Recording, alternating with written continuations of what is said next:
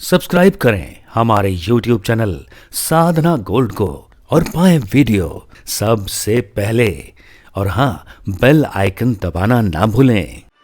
24 अवतारों की कथा बताई कि ऐसे कोई भी कह दे कि मैं भगवान हूं, ऐसे बहकावे में आप लोग मैं तुम्हारे हाथ जोड़ता हूं, मत आया करो। हाँ, कोई मनुष्य कभी परमात्मा नहीं हो सकता है, किसी भी स्थिति में नहीं हो सकता है। इसलिए किसी ऐसे बहकावे में छलावे में मत आओ कि तुम किसी को भगवान मान लो। भगवान तो भगवान ही है।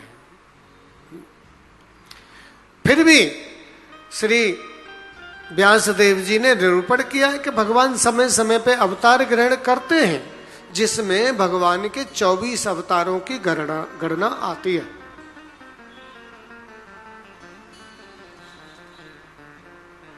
पहला अवतार भगवान का सनक सनंदन सनातन सनत कुमार का आता है, जिन्होंने ब्रह्मा जी से 5 वर्ष की आयु का वरदान मांगा कि हम 5 ही वर्ष के बने रहें और निरंतर भगवान का भजन करते रहें। दूसरे अवतार में प्रभु ने वराह रूप धारण करके पृथ्वी का रसातल से उद्धार किया था। और तीसरे अवतार में प्रभु नारद के रूप में आते हैं।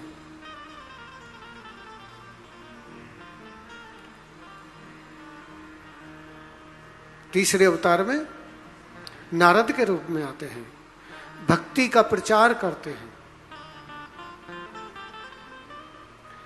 और चौथे अवतार में भगवान कपिल के रूप में आते हैं, जो सांख्य का विस्तार करते हैं, सांख्य शास्त्र का। पंचम अवतार में भगवान नर नारायण का, जो बद्रीनाथ में तपस्या कर रहे हैं। हम जब बद्रीनाथ जाते हैं तो वहां हमको जो दर्शन होता है नर नारायण। और छठवें अवतार में भगवान जो महाराज अत्रि की पत्नी अनुसुईया के गर्भ से जो तीनों देवों ने, ब्रह्मा विष्णु महेश ने जो सम्मिलित अवतार लिया, वो दत्त भगवान का छठवां अवतार है। सातवें अवतार में भगवान यज्ञ, जो उनकी आकुति नाम की स्वयंभू मनु की जो पुत्री थी, आकुति के गर्भ से यज्ञ भगवान के रूप में आए। और आठवें अवतार में भगवान पृथु के रूप में आए, जो श्रवण भक्ति के आचार्य बने और पूरी पृथ्वी को उन्होंने समतल किया। और नववें अवतार में भगवान ऋषभ के रूप में आए और उन्होंने जैन धर्म की स्थापना की। हमारे ये नववें अवतार हैं और उनके ये प्रथम तीर्थंकर हैं जैनों के।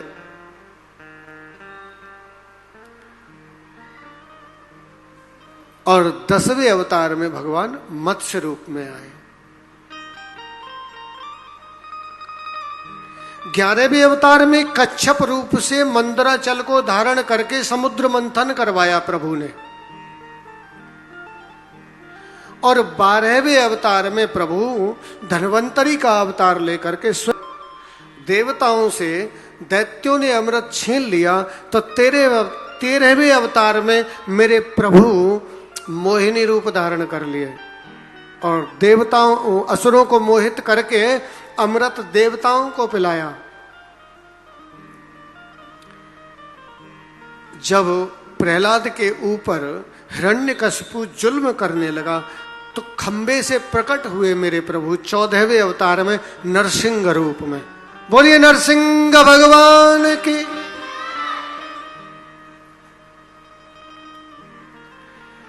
और जब बलि के गुरु शुक्राचार्य जी ने बलि पर कृपा कर दी और उन्होंने देवताओं से राज्य छीन लिया, और देवताओं की माँ जो अदिति थी, जब उसने पयोव्रत का अनुष्ठान किया और उस पयोव्रत के अनुष्ठान से प्रसन्न होकर के मेरे प्रभु वामन अवतार लेकर के उससे बलि से तीनों लोकों की भिक्षा मांग करके अपने भाई इंद्र को और माता अदिति को प्रदान किया।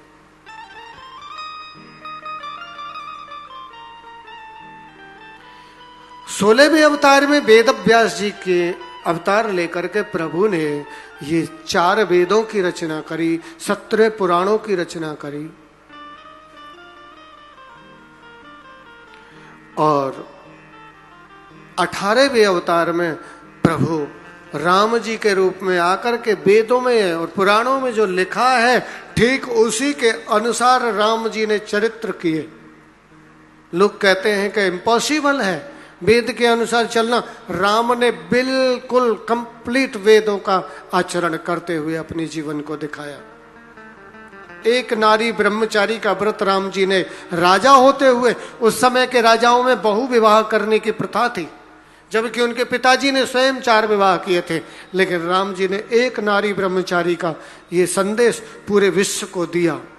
और जो वेदों ने, पुराणों ने निश्चित किया है मनुष्य के जीवन का मार्गदर्शन, उसी मार्ग पर चलते हुए राम जी ने धर्म की स्थापना की। इसलिए राम को धर्म का मूर्तिमान श्री विग्रह माना जाता है। 19वें अवतार में भगवान बलराम जी को माना जाता है, जो भगवान शेष अवतार है।